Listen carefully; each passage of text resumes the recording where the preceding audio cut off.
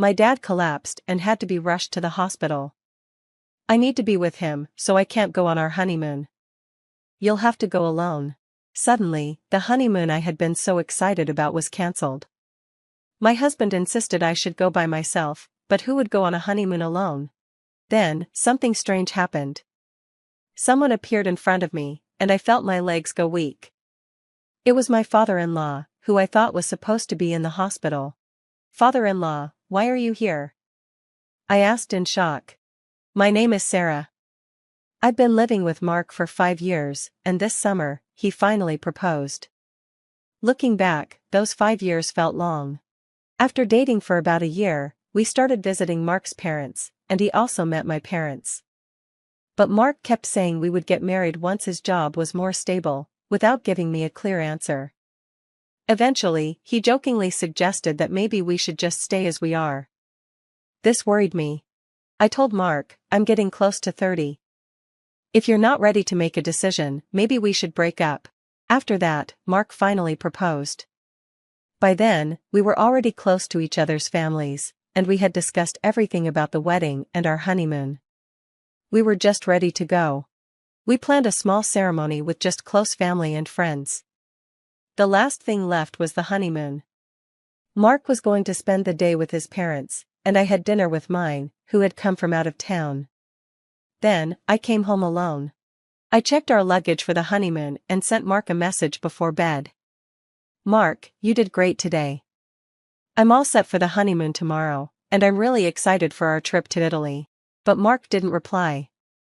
I thought he must have fallen asleep after the busy day. I hoped he wouldn't oversleep for our flight the next morning. I eventually fell asleep, feeling a little nervous. The next morning, I was woken up by a call from Mark. He sounded frantic. "Sarah, something terrible has happened." He explained quickly. "My dad collapsed and was rushed to the hospital. You'll have to go on the honeymoon alone today." I was confused and shocked. "What do you mean? He was fine at the wedding yesterday." "I'm just as shocked as you," Mark said. "I'm staying with him, but you go ahead without me." "That's ridiculous," I said. "If your father is sick, there's no way I can leave for our honeymoon." "Who goes on a honeymoon alone?" I asked which hospital his dad was in, but Mark wouldn't tell me. "If I told you, you'd come visit him," Mark explained. "Dad knows how much you've been looking forward to Italy. He insisted that you should still go." "Please respect his wishes," Mark said. "There's no way I can enjoy myself with everything that's going on." "Are you planning to come join me once he's feeling better?" "Of course, I'll come as soon as things are settled here." "Settled? Don't jinx it by saying that," he replied. "Please, let me handle things here and you go to Italy as planned. I'm about to arrive at the hospital, so I won't be able to answer your calls. I'll talk to you later." Before I could say anything, he hung up quickly. I tried to call him back right away, but his phone seemed to be turned off. With no way to contact him and not knowing which hospital he was at, I couldn't go to my father-in-law's side. Just then, the doorbell rang. When I opened the door, I felt weak in my legs. It was my father-in-law, who was supposed to be in the hospital. "Your legs? Are you okay?" I asked, shocked. "Why are you asking me that?" he replied, looking confused. "I had a bit too much to drink at the wedding yesterday, but I felt fine this morning. I was sober, and I could drive, so I came to pick you up after dropping off Mark." I was confused. My father-in-law, who was supposed to be in the hospital, and Mark, who was supposed to be with him, were acting strange. Then, my father-in-law said something odd. "You're going on your honeymoon, right?" "I dropped Mark off at the station but then thought I should come pick you up. Let me take you to LaGuardia." That's when I realized something didn't add up. If we were going to Italy, we should be going to JFK, not LaGuardia. "You just said you'd take me to LaGuardia."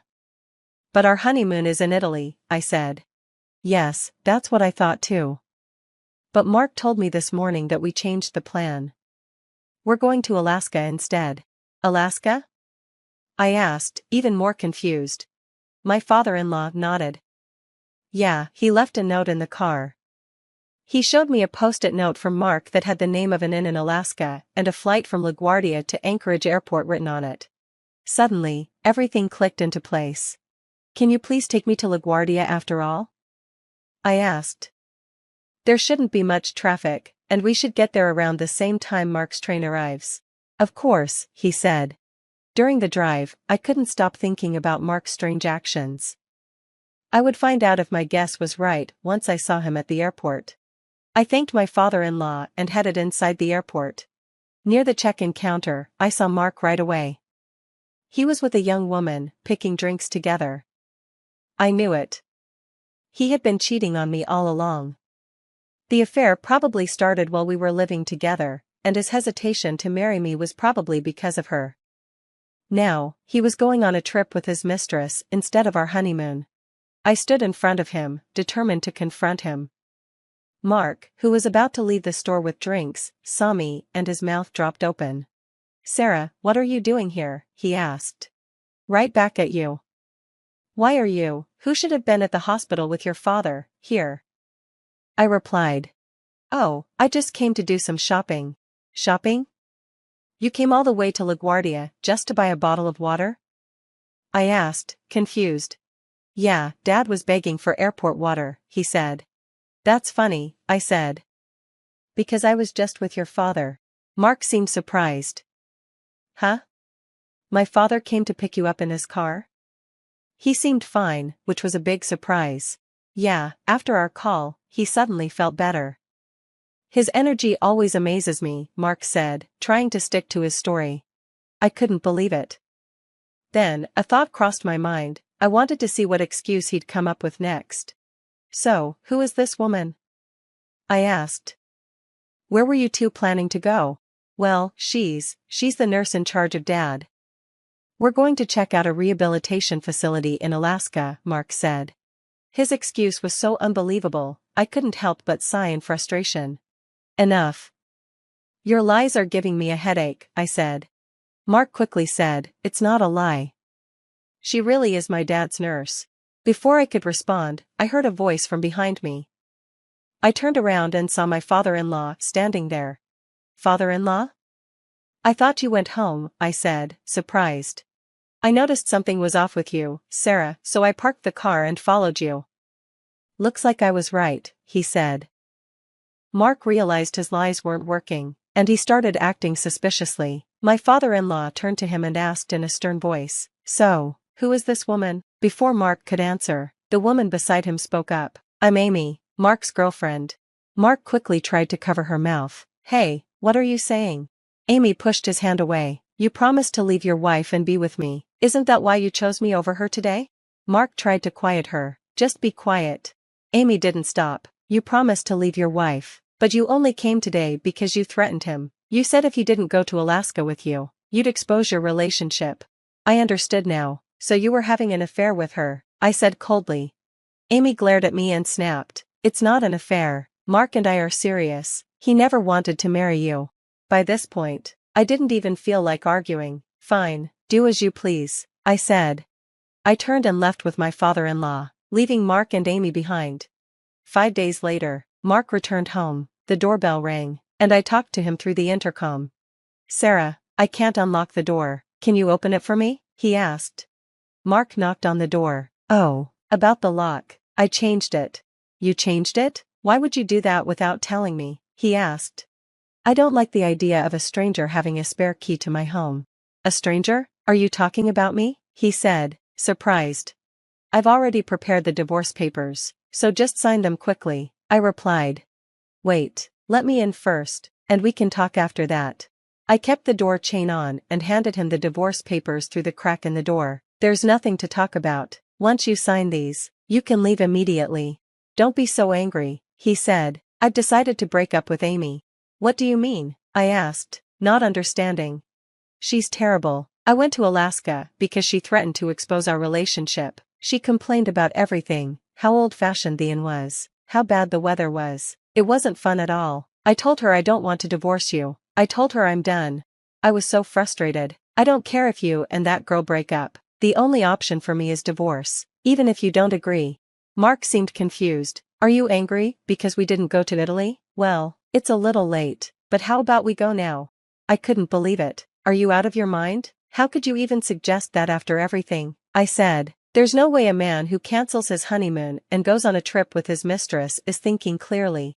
I handed him another document through the crack. Sign this one too. What's this? Mark asked.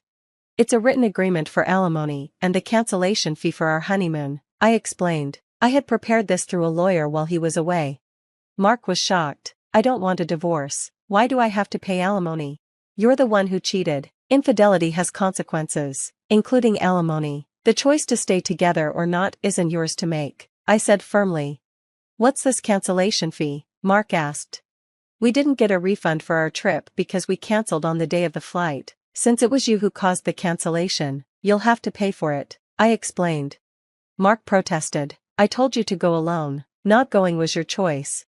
How could I possibly go on a honeymoon alone? I said. You lied about your father being critically ill just to cover up your affair. There's no way I could have gone. I really wanted to go to Italy with you too, but Amy threatened me. I had no choice. You wouldn't want your husband to lose his job, would you? Mark said, trying to defend himself. She threatened to expose you at work? I asked. Yes, if she says she's going to do something, she will. It's all Amy's fault, Mark said. I knew Amy was unpredictable and could make a scene. She even told me she was Mark's girlfriend directly, but with someone like her, I knew Mark would self-destruct on his own. I needed to get Mark to sign the divorce papers. I pretended to worry and asked him, Are you sure it's okay for you to be here? You broke up with Amy, right? Wasn't she angry? Of course, she was angry, but I'm done with her, Mark said. Well, you might be fine, but what about Amy? I asked. With her personality, I wouldn't be surprised if she storms into your office and exposes you. Mark seemed worried. That would be disastrous. I need to go to the office and stop her. Please give me your company key card, I said. I pulled Mark's company key card from his drawer and showed it to him. This is the one. I'll give it to you in exchange for your signature on the divorce papers and the payment agreement. Mark was reluctant, but I knew he would probably agree and sign. Mark hesitated. Have you decided? You better hurry, or Amy might beat you to the office. All right, fine, Mark said reluctantly. He signed the divorce papers and passed them through the door crack. Here, this is good enough. Now hurry up and give me the key card. I handed him the key card, and Mark quickly ran off to the office. I went to the courthouse to submit the divorce papers and the signed payment agreement to my lawyer. It was a relief that the money issues were finally settled. The next day, I received a frantic call from Mark. Hello? I answered. Sarah, what do you want? We're legally strangers now. There's nothing to talk about. I was curious about what had happened, so I decided to hear him out. What do you want? I was called into the office today, Mark said, sounding desperate. Everyone knows I had an affair, even though I got ahead of Amy. Isn't that weird? I couldn't help but laugh. Oh, that's because I told them. What? He said, confused. I felt bad for the people who came to our wedding, only for us to divorce so soon. You seemed so busy with Amy, so I explained to our wedding guests why we got divorced. I explained. You told the board too? Mark asked, shocked. Yes, I did. When I told them that my husband preferred a chiatcation over our honeymoon, everyone was appalled. I said, so now you don't have to hide your true self at work anymore. Isn't that a good thing? Mark was furious. Don't mess with me. You ruined my life. I replied calmly. I should be saying that to you. I wish I could get back the 5 years I wasted with you. When I raised my voice, Mark had no response. Why don't you just be with Amy if she's so serious about you? I asked. Wouldn't she support you if you quit your job? No way, Mark said. Nothing good happens when I'm with her. The only person who can support me is you, Sarah. I shook my head. Well, nothing good happens when I'm with you either. If you want support, you should think about other people's feelings before you act. Mark tried to plead again. I truly regret it. Let's try again. I shook my head. No chance. How about you reflect on things, start over, and maybe get back into the dating scene? And maybe find a job first. Sarah, don't abandon me, Mark begged. I said firmly, you're the one who betrayed me first. You'll just have to live with your regret. Then, I ended the call. It seems Mark went back to his parents' house a few times to borrow money, but my father-in-law, who had been unknowingly used as an excuse for Mark's affair, was furious. Eventually, he cut ties with Mark. Mark found it uncomfortable to stay at his company and ended up quitting his job. Job hunting didn't go well for him, And he ended up working part-time at a convenience store just to get by. Meanwhile, I moved into a new home using the alimony I received from Mark. Even though I had changed the locks, it felt uncomfortable living in a place Mark knew. Mark's parents helped me move. They probably saw it as a way to make up for their son's actions. I still occasionally chat and have meals with them. I can't get back the 5 years I spent with Mark, but I'm focused on finding a better man next time.